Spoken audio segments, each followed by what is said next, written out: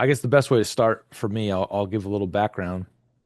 So I started my own business. I've been wanting to start a business for all of my career. Started it as a graphic designer in 2002, and have been doing various forms of creative work, mostly in the church space. So creative ministry is where my background is primarily. Obviously, was doing freelance stuff because I always had this itch, to do freelance stuff.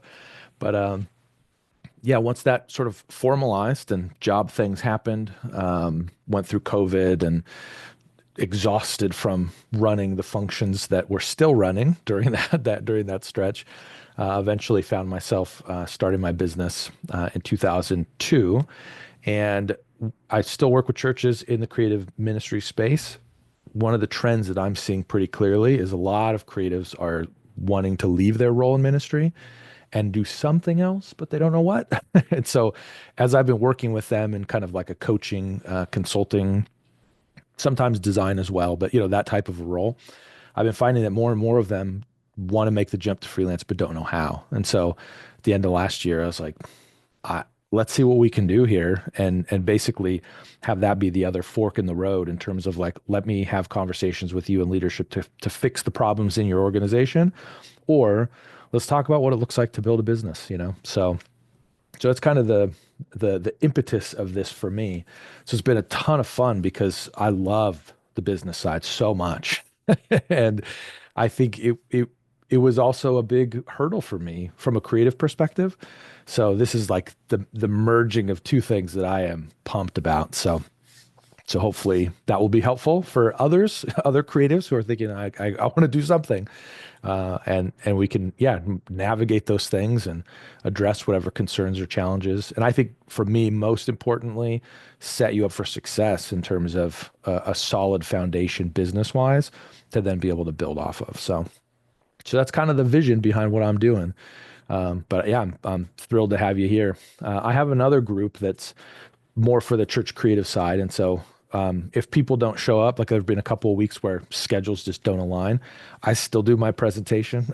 I still record it and I still toss it in the group. So either for you or for anyone watching after the fact, that is par for the course. This is only a piece of what I hope that this group and this community can be. So I want this to be valuable and helpful, but it doesn't have to be the thing even that you participate in at all if you don't want to. Just participate in the group, ask questions, answer questions, and just knowing that there's a group of people who kind of get what we're doing and get the things that we're wrestling with is a real helpful thing. At least I found. So yes, there's a little background. I'll just jump in and we'll get going. The format here is pretty straightforward. I tend to put a presentation of some sort together. I have kind of like a loose curriculum that I sort of build out to work through over time. I go for about 25 to 35 minutes, depending on the topic, and then we have time to just have a conversation about it. If there's something where you're like, that doesn't make any sense, I have no idea what you're talking about, feel free to just interject. It's casual. Depending on the size, if there's 100 people in the group at some point, then that will probably change. There'll be a little bit more formalities in the process, but the benefit of getting in at the beginning is that there's less formality and it can be, a more casual thing. So the topic here that I want to talk through is how to leverage AI in your business. This is one that's been really interesting for me as a creative. I was interested in AI in the very beginning when I first kind of learned about it. It dabbled with it was Midjourney in particular. Was very intrigued by what was happening. Then started looking into how it came about and where things were coming from, and I began really kind of pulling back and not really sure how to engage with some of the potential copyright violation stuff or things like that. There was just enough uncertainty where I didn't feel comfortable. And because of that, I didn't really kind of jump in early. But as I've seen it evolve over time, I've recognized that there are different ways that you can position this. Because in my mind, in the beginning at least, it was promised to be the deliverer of a final product. And there's still, oh, what's the name of it? Ideogram, I think it was. I just saw the announcement today. But another AI platform came out, and I mean, it is mind blowing how final product this stuff looks. So we're definitely going in that direction, whether we like it or not. But the thing that I really want to focus on today is actually a lot more about how we can use it alongside us. And so this is my bias, basically. I love calling out, this is the perspective I'm coming from. If you already have a successful business in you, then AI will help you build it faster than trial and error. So the premise for me is that AI can really, really speed up the pace at which you're building your business, how quickly and how really effectively you're building strategies for your business. And so that's the positioning for me. AI is a thought partner. That is how I use it. It's how I lean into it. And I find that for many creatives, that's a really helpful perspective, just like it's a helpful tool that way. I'm a verbal processor. Like usually we do good work in community or in dialogue with other people. And so this is a bit of my experimentation with turning AI into my thought partner and ways that I've found that to be particularly helpful. So there's 4 areas I want to just talk through in this conversation. I'm going to give prompts for these things. And so basically what I've been doing is working on different prompts to really help kind of break down the instruction process for guiding AI to then guide the conversation. So you don't have to, write down the notes or like take a screenshot or anything. I have a PDF that I'll post when I post the video in the group. But I've noticed a couple things as I've been exploring and experimenting that have increased the probability of me getting good results. And so the first thing here we'll talk about is how we can use it to understand our audience better. The second one is to refine your message. I know for me, I come to the table with a message that I think is pretty good. And then I'm like, maybe it's not as good as I thought. So it's helpful to get that feedback from the robot. I call it the robot. I have not personalized it yet. I know some people are like, oh, Sally, my AI bot. I'm not there yet. Still call it the robot. So if you hear me refer to the robot, that's what it is. It can help you clarify your strategy. And then the last one, it can help you serve your clients better. I was running through these prompts last night, and to be fair, I'm a bit of a night owl. So it was like 2 a.m, and I was like, this robot is so good. Like, so I was a little bit loopy, but they delivered some pretty good results. So the first thing that I want to talk about is understanding your audience. This is very specific to ChatGPT. There may be other tools that do a similar process, but one of the major issues I've run into when it comes to getting information from any of the models, but in particular, as I've worked with ChatGPT the most, I can't always trust the information that they give me. In some cases, that's totally fine. In some cases, it's like, whatever, general thoughts. And I can discern like, I don't agree with that take, or I don't think that's the right thing. Sometimes factually, I was actually writing a post about a running back in the NFL. And I said, he's on the Philadelphia Eagles, and the robot ChatGPT was like, no, he's actually on the New York Giants. I'm like, bro, he was traded last year. What are you talking about? Like, so there's definitely like absolutely wrong information that it's sharing with you sometimes.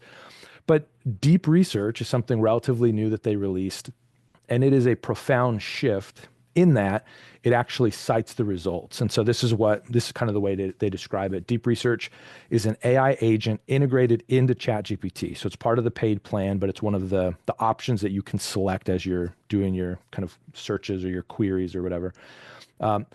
And what it does is it generates cited reports on a specified topic by autonomously browsing the web for 30 to 50 minutes. Sorry, I get that wrong. I practiced this talk a bunch of times for 5 to 30 minutes. I don't know why I keep saying 50 minutes. So basically what this is you have an intern and you're like, hey, I got this question that I want answered.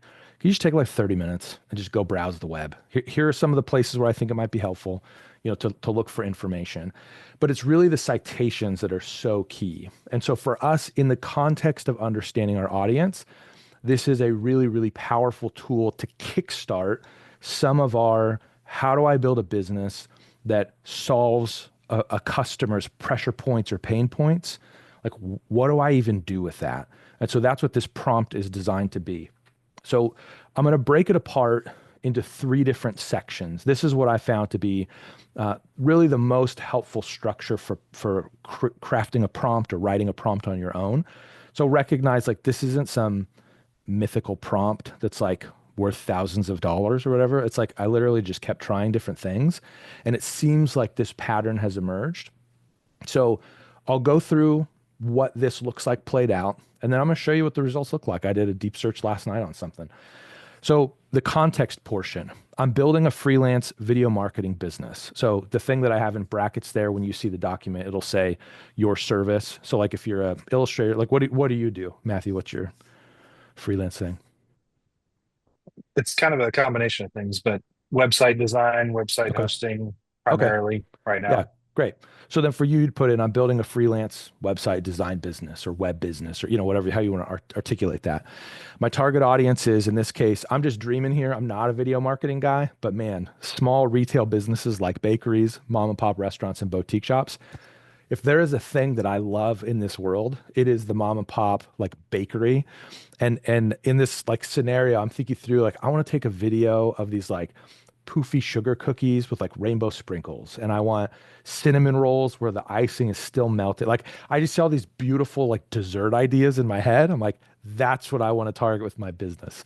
I was actually so excited as I was going through this prompt. I was like, I wonder if I could do this. Like, could I start a video business? Like, wait, no, stop. This is what this is about. So you fill those things in. This is the business I'm building, the type of creative business you're building. And then the audience that you're trying to reach. It doesn't have to be hyper specific, but just generally speaking. And then I want to better understand what they're struggling with and how they talk about it. So what you're doing in this situation, we got Ron coming in here. Um, I don't know how long it'll take to, I was going to wait. Well, now it's too long. I'll wait. So maybe not. I'll go. Um, that's usually enough to trigger it to have it connect. So what you're doing in the context side of things, you're just giving AI the context as to why you're asking what you're asking. It sounds silly because you're like, it's just a robot, do the task. I've actually found that this is remarkably helpful. Part of that is because when you give AI the context, you are also allowing it to participate in clarifying, like getting some clarifying questions out of the way. And so you'll actually see that when we get into the explanation about like the way it responds to this prompt. So this is the context portion, and so it's this plus then a direct request. That is this portion here. So now that I've established my context, I say, give me a breakdown of what they say about their struggles in this area of business, why these struggles matter to them, and what questions they're asking about solving these problems. All three of those questions are very similar in the sense that they're kind of pointing back to the same issue. But what it's doing is it's giving me a broader sense of what the problems are and how these businesses talk about it. Sometimes a business will talk, I call it tangentially about a problem. They won't directly say, my website is a problem, but they'll say something like, I feel like people can't find me online. Okay, so by asking that same question multiple times, you're getting a broader perspective. And then I say, gather quotes and insights from platforms like Reddit, Quora, Facebook groups, and forums where my audience hangs out. So I'm still really kind of directing this request. I'm making it clear what I'm asking for in this request. What this does is it really helps kind of guide and direct where the searches are happening. I've actually found that Reddit is a remarkable source of content in terms of this type of information, but I don't want to go look for it. And so I send the robot. And then the last one is instructions. This is now, so you've given me context. You've asked me to do something. How do you want this report given back to you? You can structure this however you want. There are certain times where I have asked it to give me a table. So, like I asked, what are freelancers' common pain points? Rate them most common to least common. And so then I could get a stack rank of that. In this case, organize this like a client cheat sheet that I can use to connect with them more effectively. Use the categories above as headings. Under each one, write a short summary of what you found, followed by 8 to 12 direct quote style bullet points that capture how real people describe their challenges and questions. So now what I'm doing, it's got the context, got the request, got the instructions. Um, let's see here. Let me stop this. I'm going to show you what ChatGPT did with that. If I could find the window. Oh dear. There we go. Whew, that was close. Okay. So in this scenario, I am building a video marketing business, and my target audience is bakeries, mom and pop restaurants, and boutique shops. So all of this was just what I read to you. It's the same thing. I just copy and pasted it in here. And then down when you're searching, there's a little tab down here. I'm already within a deep search, a deep research instance, and so it's not showing up. But there's just a little button down here that you can click, and that triggers the deep research. So I ask it that question, and then it says, "Great. In order to tailor the cheat sheet better, can you share this? What country or countries are you targeting in your business?" I was like, "Oh, right. That's super helpful information." So for a video business, proximity matters. And so being local is important. And so if I'm going to be working with businesses all across the country, then fine. If I'm going to be like, so in your case, Matthew, that works, with web stuff, you can have a website for anybody. With video business targeting bakeries, I mean, that's going to be a tough sell to say, yeah, I'll come and film your bakery in Los Angeles. I'm in New York. That's not helpful. So it's going to ask those clarifying questions to hone it in. And then either are you focused on in-person retail, like you want foot traffic, or are you also interested in online or local delivery aspects? Well, in my mind, because I'm making up this scenario, I still want to have a video of these cinnamon rolls. There has to be a physical presence somewhere. I love the idea of capturing a boutique shop.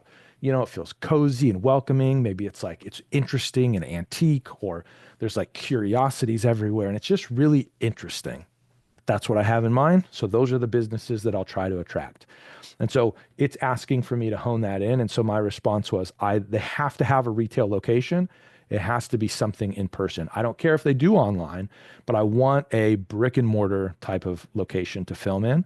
And then, do you want quotes specifically about video marketing? Like they're struggling with content or whatever, or do you want marketing more broadly? This to me is really where the power lives. I was not planning on building a marketing agency. I was planning on building a video marketing agency. And what's fascinating to me is that these are actually all really connected.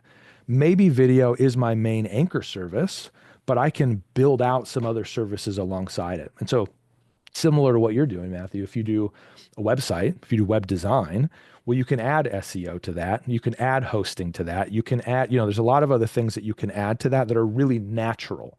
And when a customer comes to you, they're going to be looking for all of those other tangential services as well in most cases. And so it clarified, do you want that as well? And so I wrote back and I said, you know what? Sure, but separate it. Give me just the video ones, and then also give me the general ones. And so then these are the results that it gave me. I'm not going to go through all of it, but I just want to call it a couple things that are incredibly powerful, at least to me. It really identified the specific challenges and the specific way people talk about their challenges. So this one right here, the options are either do it ourselves, which costs too much time, or hire someone, which costs too much money. That is a really succinct articulation of the exchange that's happening. And where this becomes powerful is the more we recognize that, and in some cases, even the more we use that language ourselves in the conversation, the more relatable we will be to the customers that we're potentially working with. And then more powerfully, you can click here and read it on Reddit if you want. So you could actually read the whole thread. So this is in the small business subreddit. I mean, that's incredible to me that it has this kind of thing. The other thing that I thought, I laughed at this. I did some freelance, I don't know if that's the right word, freelance barbecue. I did catering on the side. That's all I'll say it. And I'm in this space, I'm in the digital world, graphic design, web, social media, all of these things. This quote right here. I'm a baker. Oh, no, wait, that's not it. Which one is it? Oh yeah, this one. Did I forget to take footage of the finished cookies? Yes, I did. Clearly, I'm a baker, not a videographer. And it's been quite the week. I cannot tell you how rarely I walked away from a catering event with any photos, anything at all. I'm just trying to make sure everything's cooked, everything's at a safe food temperature. Like there were so many other things on my radar. And so what this does is this unearths the way that your potential customers talk about their real problems. And it lets you talk in a way that they understand, in a way that's very relatable, but it also helps you build out some problem solving, some solutions for their problems in a really unique way. So as I was thinking through, like, how would I address some of these problems? One of the things that was really interesting to me is what if you targeted an entire street and you said that everybody on that street contributes, and your job is to basically go through and make this street a known street for business. And so it's not necessarily just marketing the bakery or just the boutique or just the, whatever, but now it's saying this whole street has a lot of things that are really interesting and unique. And so you're helping dismantle the cost for the customer while elevating all of the businesses at the same time. Don't know if that's a great solution because I'm not actually a video marketer, but seeing these things and seeing the problems immediately started my brain going down the road of how do I creatively solve some of these problems for this potential group of customers. So this is really the beginning for me. This is understanding your audience. Who are these people? What are the problems that they're wrestling with? What are the challenges that they're having? And then this is the broader marketing struggle. So again, you get a broader sense of these are some of the problems that they're dealing with. One of them, creating a website, seemed overwhelming at first, as I'm not very tech savvy, and it links to an article, 5 tips from a small business about creating a website. So you may feel like, well, that's not a customer. Sure, it may not be, but you're going to see how a small business owner thinks about websites, how they wrestle with websites, how they approach a solution about websites. And so if you can get ahead of some of those uncertainties or insecurities, or even just call out those problems, you're going to make a lot more sense to the customer because they already know that you know their language. I find this to be so true in the church world because churches speak a weird language. Like it's super insider. And if you're not inside the church, people are going to talk to you in church language. And you're like, what are you talking about? I don't understand. So for me, that's an advantage because I understand that language. When I worked with a solar company earlier this year, it's like, oh, I got to translate everything on the fly here because they're not speaking my language. I'm not speaking their language. And I got to course correct that. And understanding your audience, this is such a key way to do that. So one little caveat here, like this doesn't replace like actually getting to know people, actually having conversations. You know what I mean? This is very much an accelerant. That's kind of the language that I use around all of this stuff. So that's understanding your audience and really beginning to understand the language that they're using. A couple other areas that we really can invest in and kind of benefit in when it comes to leveraging AI. The next one is refining your message. A couple prompts. Again, these are all going to be in the PDF, so you don't have to worry about copying them. But I just want to kind of talk through some of the concepts. This is to help you shift from talking about your skills to talking about their benefits. Something that's a real common challenge for creatives is if I come to the table and I say, hey, I think that you need a logo. I'm super good at Illustrator. That doesn't mean anything to anybody other than a designer or a creative, in some cases more broadly. But oftentimes when you look at the way that creatives talk on social media, it's almost exclusively about their stuff. I got this awesome new camera. I got a cool new set of, LUTs for my videos. I coded, I don't know. I mean, trying to lean into the website. I coded something for WordPress. Like, yeah, that's great for your website, friends. Not so compelling for the customer. So in the branding sense, instead of me saying, hey, I can draw you a logo in Illustrator like you would not believe. Instead, I would say when your brand is clear and understandable, it makes you a lot more attractive to customers. It's like, oh, I get it. That's a benefit. And so this prompt is really designed to, in some senses, challenge you. I find that I can always be challenged in what I'm doing because I can always grow in what I'm doing. So help me refine how I talk about my freelance services. I currently say something like, and then talk about how you normally talk about your business. Ask me a few follow-up questions to clarify how clients benefit from working with me. Then I'd love your help rewriting it to focus less on what I do and more on the problems I solve or the results I deliver. These are very conversation starting prompts. And so it's not like you type it and you get your answer, but it's a process now to go back and forth and begin refining your language. And what you'll find at the end of it is you may not love the final language that it gives you. That's totally okay. But what it's doing is it's helping reposition the way that you're structuring your messaging so that in this instance, you're focusing on the benefits more than just focusing on your skills. So that's the key is it's just giving you some perspective into how you can adjust your language. The next one here, and I'm telling you, this is wild stuff. Like role play as a confused client. Like, and I mean, you could say an angry client, you can say, whatever, you get creative with it. But I'd love your help practicing client interactions so that I can get better at describing what I do. So in essence here, ask me 3 to 5 questions to better understand what I offer. And so ChatGPT's, I mean, it takes it seriously. It's got no insecurities because it's a robot. So it's like, I'm leaning in hard to this.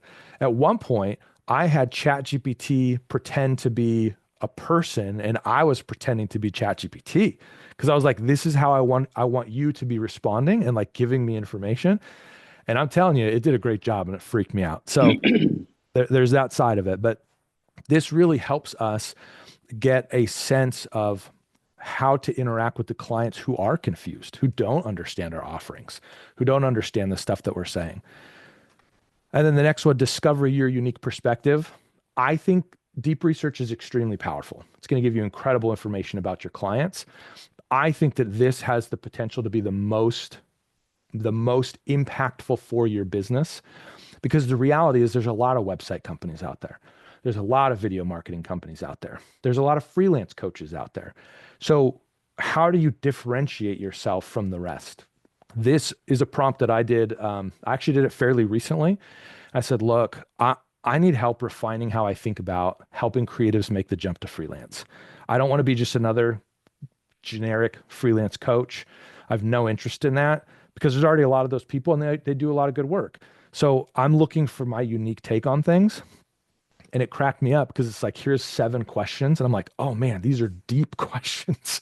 So then I followed up with, walk through these one at a time with me.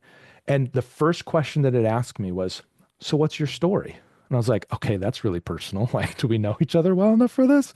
And so basically I just told it what my story was. I said, my wife was having health problems at the end of 2021. And the company that I was working for had health insurance that didn't cover what she needed in terms of helping her.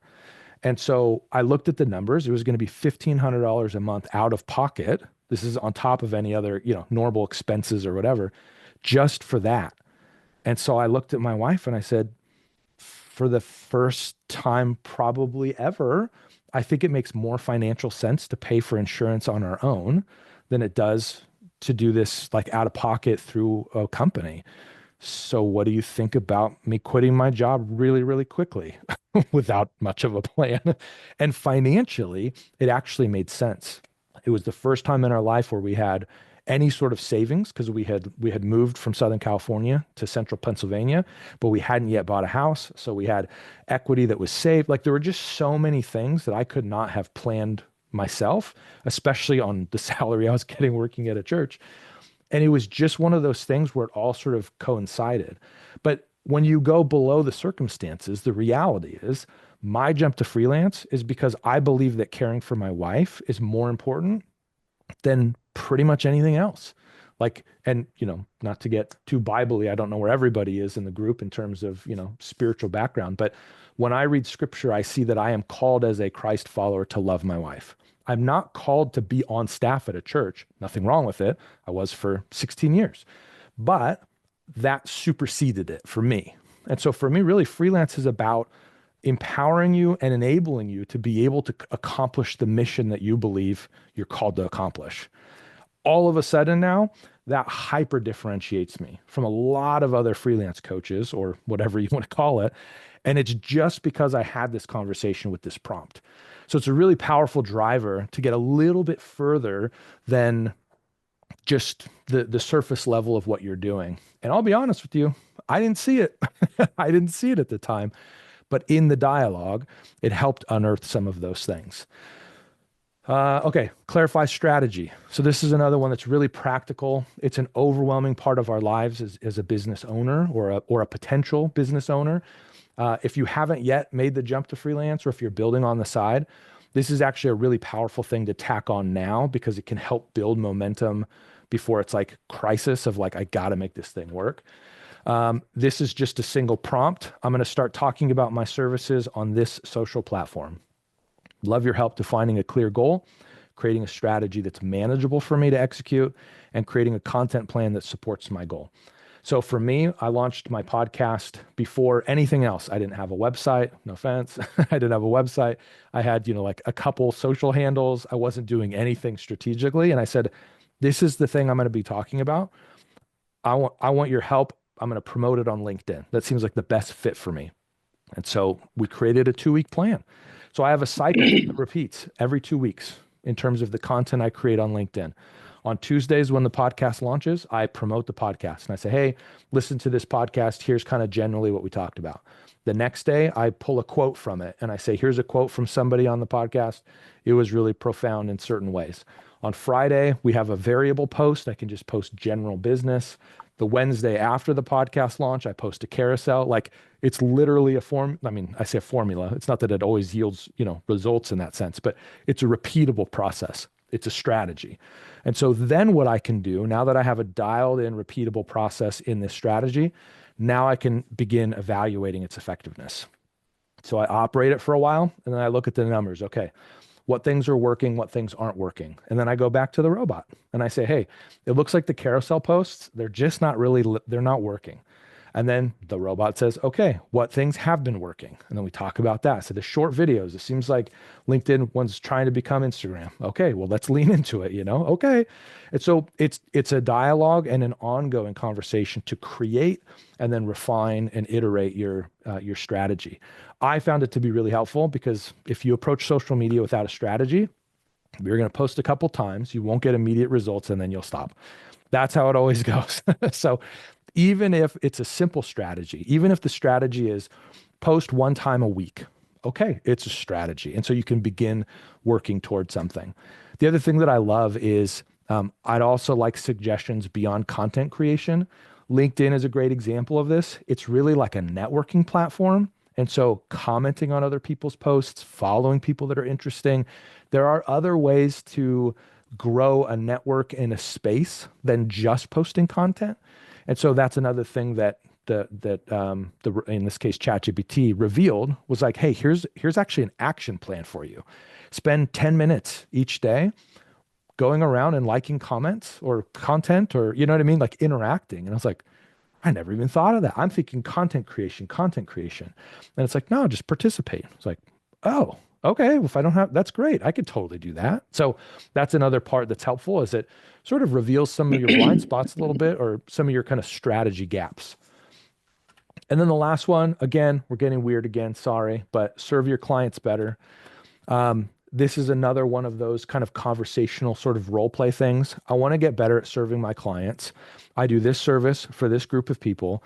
Can you come up with a few common client challenges to talk through? As we go, act like a creative business coach and help me improve by identifying what's working, what might be confusing to clients, and how I can refine my process to create a better experience for both of us. So I tried this last night and I legitimately tried to like break it and outperform what it was expecting. And so I picked a super nuanced problem right in my wheelhouse that I could speak to that I have already done a lot of work around. So this was not like an off the cuff question that was super out of the blue.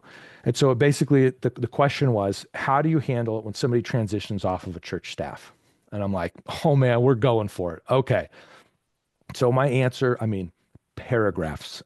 First, I would ask this question. Here's my framework for how to stabilize your organization after a person leaves. Then here's how to take that opportunity to build for the long term. We're going organizational strategy and leadership to the max. I give it my answer and it says, great answer. Here are some areas where you can improve. I'm like, oh my goodness. Okay. That's how and it was actually really, really good advice. These were blind spots for me. And they weren't glaring or catastrophic, but when you're looking to get better, getting better is getting better, Like you're just trying to make steps toward interacting with clients better. There was a situation that I encountered. Unfortunately, I was not doing a role play with ChatGPT on this. This was with the client on the call. We were talking through a rebranding project, and I had done this before for the church that I was on staff at. They wanted to rebrand it it's a really kind of a complex structure of the organization, and I'm like, literally have this exact problem solved in my portfolio. This is a home run. So I hop on the call, we talk about it. And then he said, I've talked to a couple other branding agencies so far, and they have really formal processes, discovery process and different rounds of revisions and presentations. What does your process look like? And I'm like, yeah, I've done this before. And so for me, it's like, just have a phone call and we kind of like talk about some stuff. And just as the words were coming out of my mouth, I'm like, I don't feel like anything that I'm saying is worth very much money. Like I could just tell that I had over casualed it and I never heard back from them. And I actually on the call started taking notes where I'm like, you need to clearly define your process. You need to create a graphic, a visual, something that maps out the process of logo development because people don't feel comfortable enough with what you're saying to feel comfortable trusting you with your branding. And it doesn't matter if I can do it or not. It doesn't matter the skill set that I bring to the table. It matters how well I can communicate that to my client. And so this exercise really does reveal some of the blind spots that I didn't even realize I had in some cases. Other times I'm going into it like, I know I'm a train wreck. Like, can you help, make some adjustments here? So that's it. Those are the four areas where I find ChatGPT in particular is the tool that I've been using. But these are the four areas where I found just a ton of help for ChatGPT and really for AI to speed up our growth, speed up our ability to refine and get better and improve. And so I'd love to hear from you, Ron. Welcome. I don't think I greeted you formally, but um, I'd love to hear from you guys if there is anything that you've used, you've leveraged, AI for your benefit, or any questions that come up. Hearing some of these ideas. Any of this new, or is this like, yeah, this is kind of how I use AI already?